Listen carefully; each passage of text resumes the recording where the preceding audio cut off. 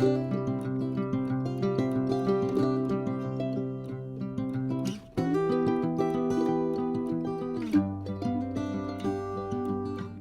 there, this is Tara from Wild Bird Farm, and boy has the weather changed. 2 days ago, I was in my hoop house, 80-degree weather, planting plugs, and today it's midday and it's barely 50 and there's definitely a chill in the air. Within the next day or two, we're going to get our first frost. But I thought today, hopefully it stays a little bit overcast out here, we would walk around and look at the hardy annuals, some of the seeds that I started in July, how they're doing, some of the plugs that I brought in about a month ago, and some that are just self-sowing and reseeding here. So we are in zone 5.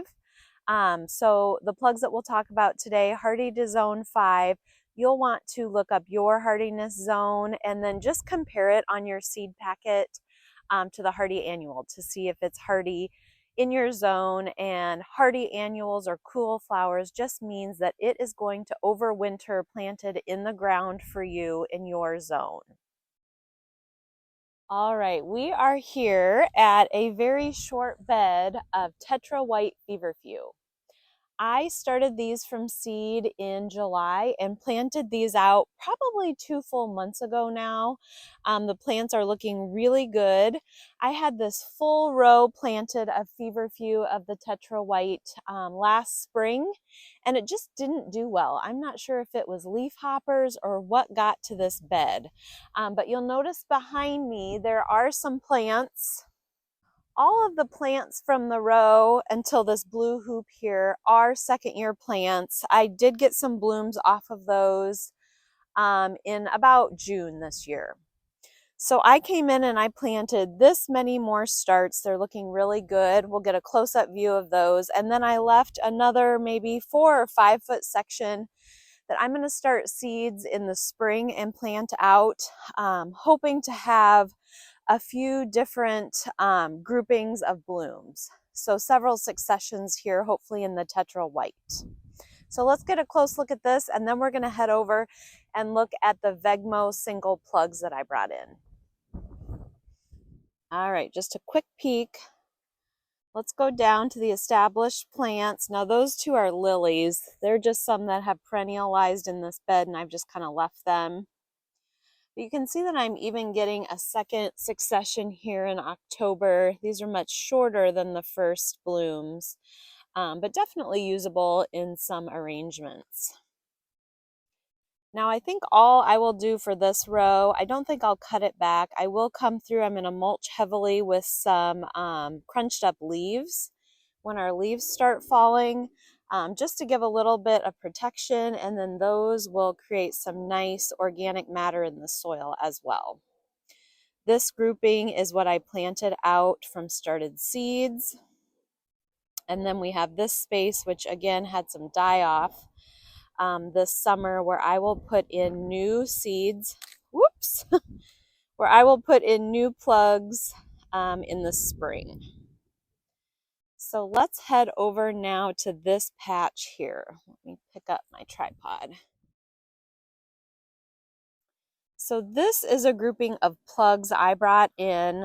I think I probably got them about a month ago, and they've been planted out here for 3-ish weeks. I've been very, very diligent about watering them. We have not had any rain for 2 months. So I'm really prioritizing getting out here. The first week it was every day, and now it's about every other.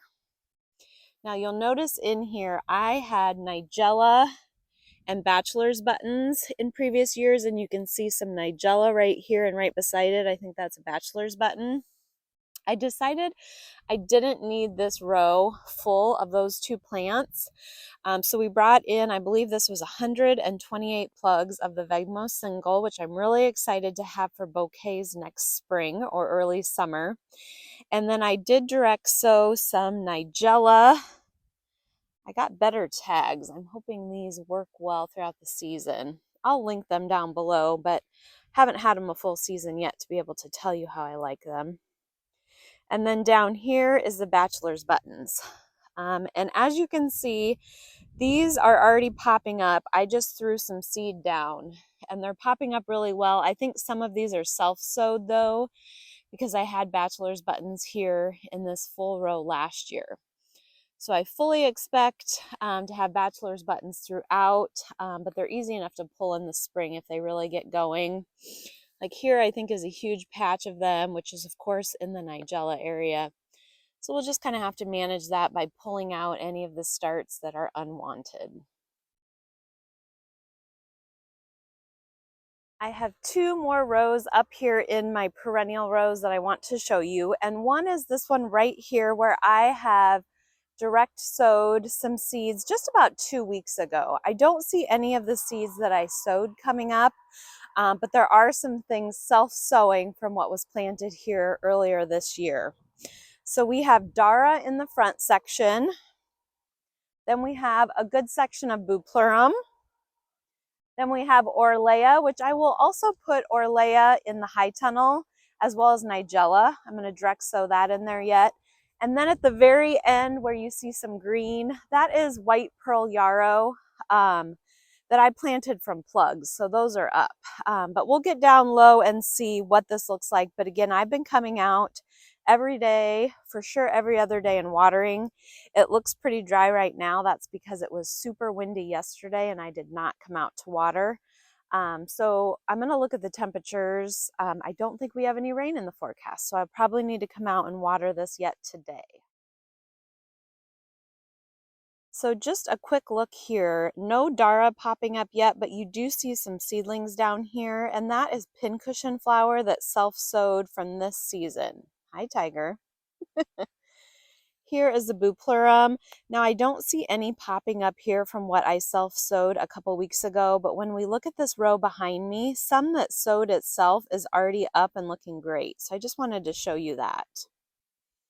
Down here, the Orlea, nothing to note there yet. These huge indents, I think we had some deer come through. I blamed it on my large Bernese mountain dog at first, but I think I saw it was clearly a deer track in another row.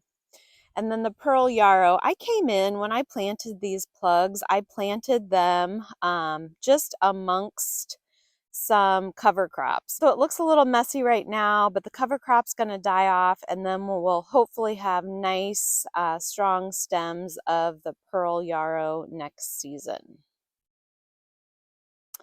All right, swinging around, I've started doing some bed prep. We're going to see if we can perennialize the snapdragons. All right, spinning around is this last row I wanted to show you. And let's talk about this for a minute.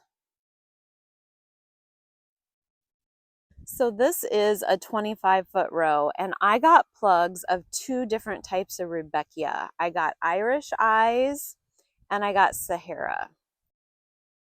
These plugs came in over a month ago now. I planted them out because Rudbeckia, the native here, grows so well. I didn't give a second thought to whether this was going to be hardy to my zone.